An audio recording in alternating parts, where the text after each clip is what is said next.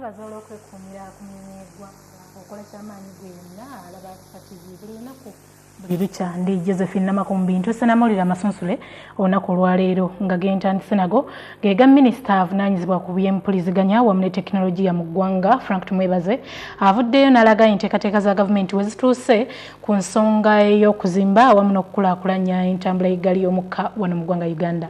Katubikuwe mu bujjuvu.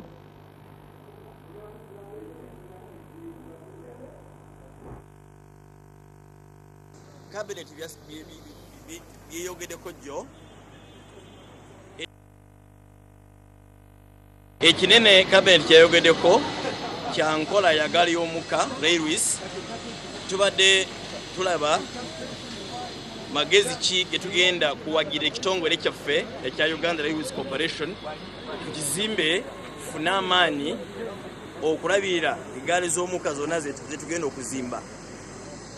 Cabinet yamaze kwogera ku nsonga eyo egenda kugimaliriza mu meetings endala olw'okuba kirimu ebintu bingi, kirimu okusazaamu endagaano gye twakola ne RVR olw'okuba waliwo bingi gavumenti gyeginenya era ate ne genero yatukakasiza ng'okusazaamu okwo kugenda kuyita mu mateeka, tewali mateeka ge tuba tumenya.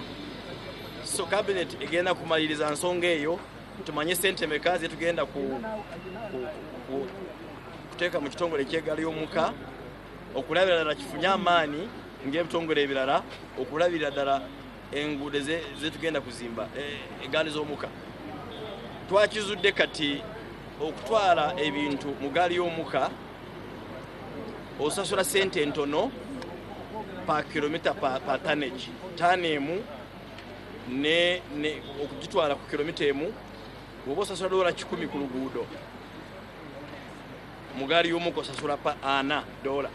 So it is cheaper, sente entono. Yensonga ku lwaki gavumenti eteeka sente nyingi nnyo mu kuzimba eggaali y'omukka kiyambe obusuubuzi bwaffe okutambula nnyo era kigatte Uganda n'amawanga nga Kenya, Sudan ne Rwanda n'awalala. So yensonga nene cabinet gyebadde eyogerako jjo.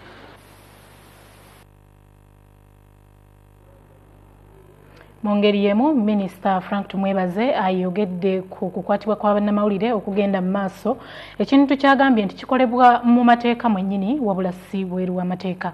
Nabyo tubiina mu bujjuvu katubikuwe.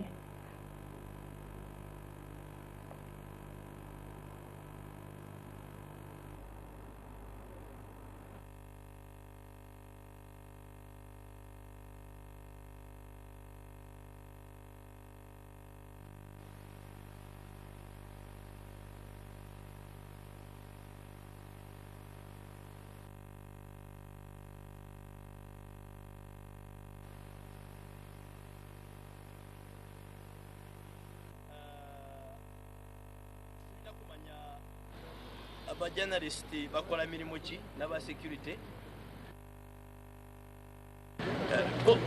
olw'okuba bimwogera ebifuluma birala owulira ngu journalist bamwabudakitinze kati enkya akomawo aseka gamba n'abadde mbuuza ku bintu.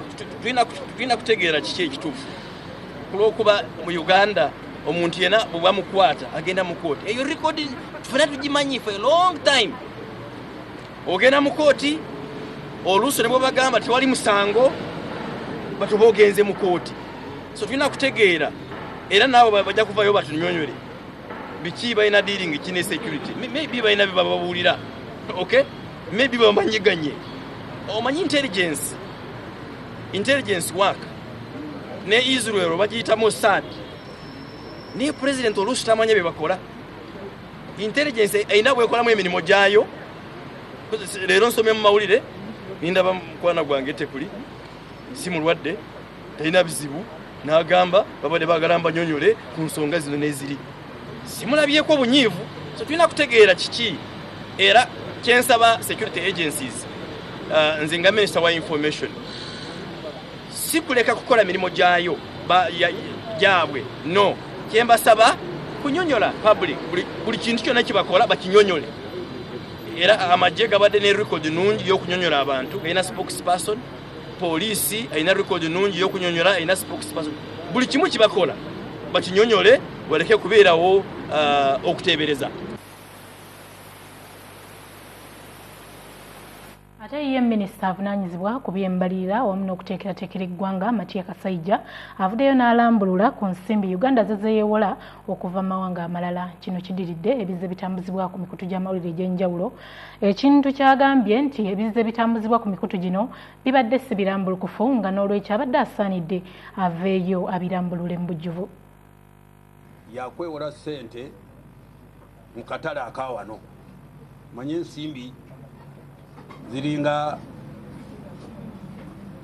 ebyamaguzi ebirala byonna, commodities. Gavumenti esazeewo okweyongera okwewola ssente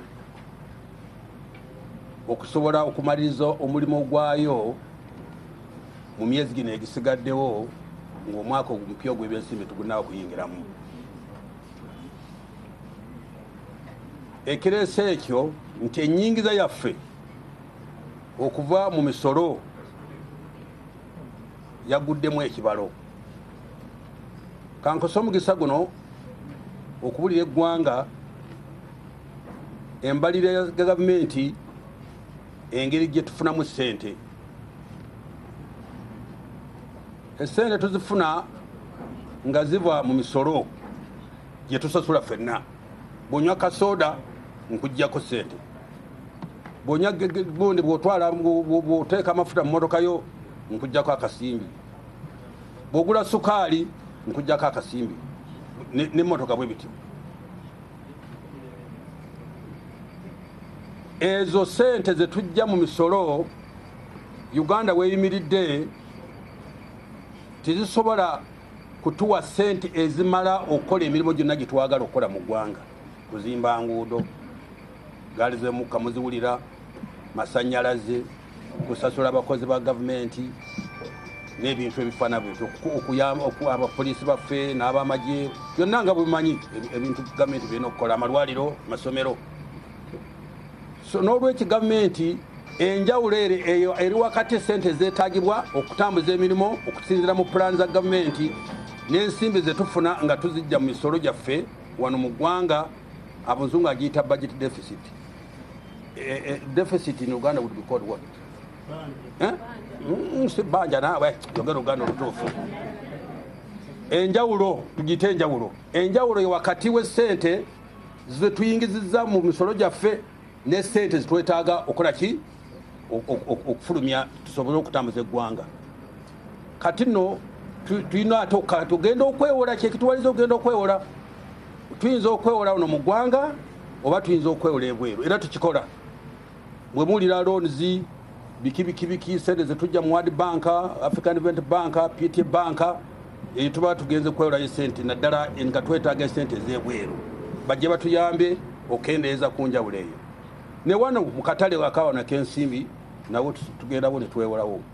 So juzi nali mu palamenti n'ensaba palamenti enzikirize newole siringisi biliyoni mu Luganda billion is what?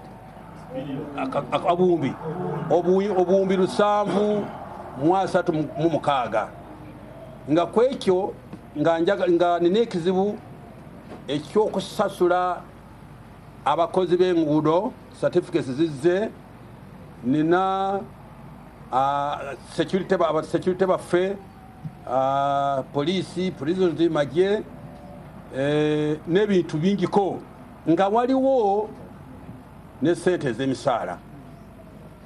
Kaakati jo mwagulira agamu kyafuluma nti gavumenti egenda kwewola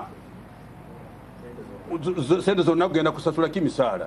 Kyetuziza okutereeza nti ssente kantu katono nnyo akanaagenda ku misaala ku ssente zino tugenda okwewola. Kyekituleese wano okutereezaamu bannayuganda kuba abawulira bino bayinza okugamba nti gavumenti egudde tekyalina na ssente. Kantu katono nnyo okusinziira ku ssente ezo zigenda okwewola.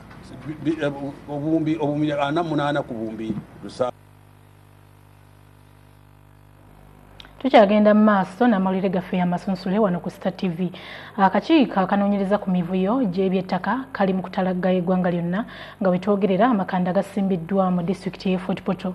Akakiiko kano kakyagenda mu maaso n'okuwuliriza ebirowoozo bya bannansi abasinziira eyo nga tubiina mu bugivu katubikuwe.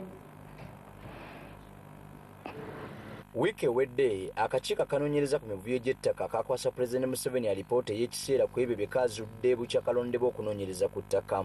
Akakiiko we twogerera kali mu bitundu by'e Rwenzori ng'amakanda kagasimbye mu kibuga Fort Portal mu disitulikiti y'e Kabalole era katandise okubuuliriza ku bifa ku ttaka. The effectiveness of the dispute resolution mechanisms available to persons involved in land disputes. Nga bw'eri enkola y'akakiiko abakulembeze ba disitulikiti ne poliisi be basoose okwogera ebikwata ku ttaka mu bitundu by'e Rwenzori. Omuduumizi wa poliisi mu bitundu by'e Rwenzori SSP Peter Nkuluga eyakamala emyezi 2 mu kitundu ategeezezza akakiiko nti emisango gy'ettaka mu woofiisi ye mingi ddala era mu bitabo bye gye gisinga. Nkuluga alina essuubi nti akakiiko nga bwe kagumbye Rwenzori poliisi yakufuna ku buweerero nga n'abantu bakweyagalira ku ttaka lyabwe. Crimes are related to land conflicts, and particularly in the districts of Chegegwa, Chenjojo, Kamwenge, particularly in those districts. We have a lot of hope into your being here with your entire team. I believe it will really help us. Akulira ebyemirimu ku disitulikiti y'e Kabalole Danstan Balaba awamu ne RDC Stephen Asimwe balopedde akakiiko k'ettaka ng'abantu n'ebitongole bya gavumenti bwe byezizza ettaka ly'ebibira n'entobazi nga baagala akakiiko kabayambeko. We are very sure that the report will help in shaping and reviewing the land policy. For some of us who deal with the policy issues, the Commission of Inquiry report is one of those that we use in reviewing and shaping and even coming up with new policies. So, you have not sent anybody, but you have reached yourself. So this business where people have been overwhelming my office, I wake up, I find a forest. So I think now the forest will return to this commission, and then they present their views as they want. Akakiiko kawuliriza Jack Magezi omujulizi asoose okuwa obujulizi mu Rwenzori ng'ona n'okuddayo poliisi ne kampuni ya Securico eya Security Group 2000 okubagobaganya ku nnyanja n'ebidiba kwe baludde nga bakolera obuvubi mu ggombola y'e Kichwamba. And this company called Fadsalt. Batamanyi bakabagenzera kukora ku kubulikiro bakora bakarwana ne bakukingiye mundu ne babikaliza hansi ne bagambula garuka ku ntijja kubarasa. They were not aware that it only that to wake up. They saw people coming, tell them you should not come back here. If you come back here, you will be shot. Magezi nga ye ssentebe w'abavubi ku kyalo Saaka agamba olukiiko lwa disitulikiti y'e Kabalole nalwo lwakola emivuyo ku ndagaano wakati waalwo ne kampuni ya Fadsalt Engineering Services era alumiriza abakozi ba kampuni eno okubuzaawo abakyala nga n'abamu ku bakyala bano bakakibwa akabuuzi. Activities were affecting even people who are not fishing. N'abakazi balimu abali bakwasibwe ne bakwata kuhambwa kubahamba kubatwara mu maju gaabo mu kampo bwabo. Even there are women who were grabbed and for intentions of raping them. Okusinziira ku Magezi ebidiba omuvubi bwe ebyennyanja ziyite kuleeta Lakes 52 abavubi ko bazze bagobwa kampuni ya Fadsalt nga kati tebakyasobola kwegazaanyiza ku nnyanja zino. Twabasigire mu high court ya Fort Portal na judgment tugina hanu na nisaba live agbaireze mu birole cyonka no twasingire tukasana abatasingire umusayidi ogu no twasingire no bamurasire hanyuma yo kubasinga bangera baraso umusayidi ogu bamucuguru bakamuzana sanyuma ya judgment. Okusinziira ku mujulizi Jack Magezi asoose okuwa obujulizi eri akakiiko k'ettaka akagumbye disitulikiti eno y'e Kabalole alumiriza poliisi nti yakuba amasasi mu batuuze agaalumya amagulu g'omutuuze James Campena ngera kati ali ku miggo apookya. Kankanai kankahali banyangu muzeyi nte muyemera nayemera umusikaro umwe yambuza ngo ina abana nte nibashoma nte bangambira ngo sitama hasi nasitama hati kuna amazire kusitama umwe umusirikare yagume nyuma ayemerire basi kunayimukireho bambuza ngo muzeyi noze nti kandi kuntine shonga kuntari kushoha kwatine kindi gukora mwansitamisize ki basi kunagiye kutambuka umusika yantera isasi namazire kuntera isasi nagwa hasi namazire kugwa hasi natera induru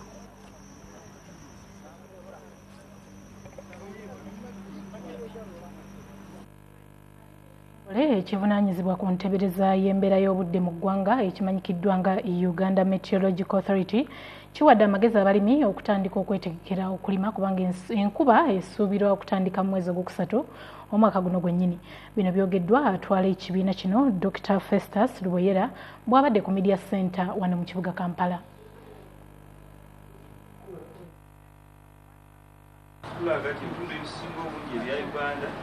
bijja kufuna enkuba tetugamba nga gye basuubira kubanga waliwo enkuba entono ne wabaawo gye basuubira ate n'enkuba ennyingi ennyo naye ebitundu ebisinga obungi bijja kufuna enkuba twandibatuga nti emala naye era nga oli abuziza ekibuzo bwayogera gye tugenda mu maaso eyo tulina okubeera nga tukozese amagezi amalala mu byokulima tugambe nga amazzi kubanga tuga enkuba bwetonnya ne tugakuŋŋaanya tugateeka mu tanks waliwo nekibayita irrigation okukirira ebimera kubanga okulinda enkuba eno nga bwe mubirabye n'abo abamanyiko kibayita climate change kyobudde bugenda bukyuka olw'ebintu byetukoze kati ngaono omwami yabuzizza abatema ebibira bonoona embeera z'obudde nga bwe yandigadde kati si enkuba eri gyetwasuubiranga edda oli amanya february bwatandika bwati enkuba etangira kati waliwo enkyukakyuka nyingi nnyo naye nga ebitundu ebisinga obungi kati namukampala enkuba kugira mulabe etandise kati naye mu bugwanjuba ebuvanjuba enkuba ejja kubeerawo n'olwekyo tusaba abantu beebuuze nnyo ku bebyobulimi abakugu byobulimi babayambe babe nga musobola okulima nga muyita nga muli guidance nga mulina guidance kati tulina ekitongole kyaffe baita Uganda Meteorological Authority tulina essimu tulina emails singa mwagala okufuna information yenu mu detail tujja kugibawo essimu yange ijja kuba wakaasi zange zirina wano musobola okunkubira essimu oba bannange bano benkola nabo netwongera okubanyonnyola oba totegedde naye bulijjo kyetukola nga tunaba okubawa ate kyo ekibiina kya Democratic Party kirabudde nga bwe kigenda okwabulira omukago ogutaba ebibiina byonna wano mu ggwanga nga kyemulugunya ku nsonga ezigambibwa nti ekibiina kya NRM kyeddiza obukulu mu mukago guno. Bano era bakubidde poliisi omulango okuvaayo ebayambeko okunoonya atwala DP mu disitulikiti ey'e Masindi Engineer Angelo Tinkasimire eyabuzibwawo gye buvuddeko.